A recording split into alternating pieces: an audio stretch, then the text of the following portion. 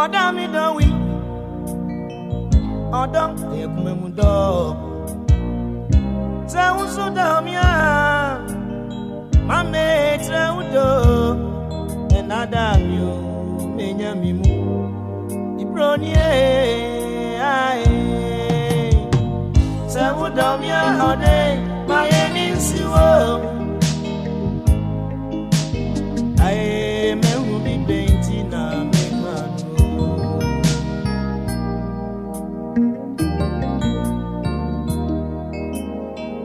And second and seven, I teach you an ekayo.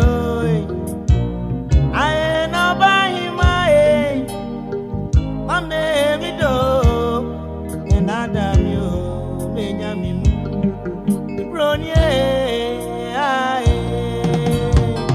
Saudomia, my siwo. I am quiet,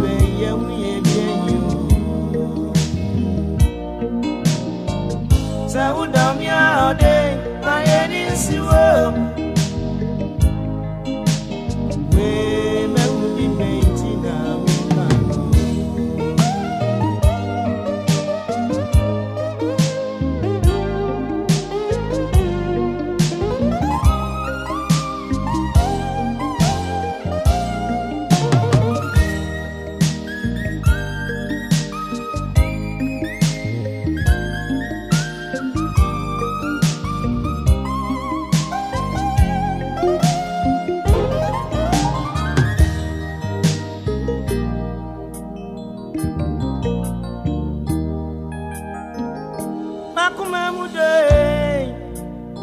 Found your back, I'm in your walk.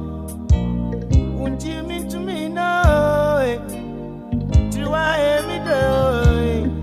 And I damn you, Benjamin, why? The brony, I Saudomia, my siwo. I ain't at you,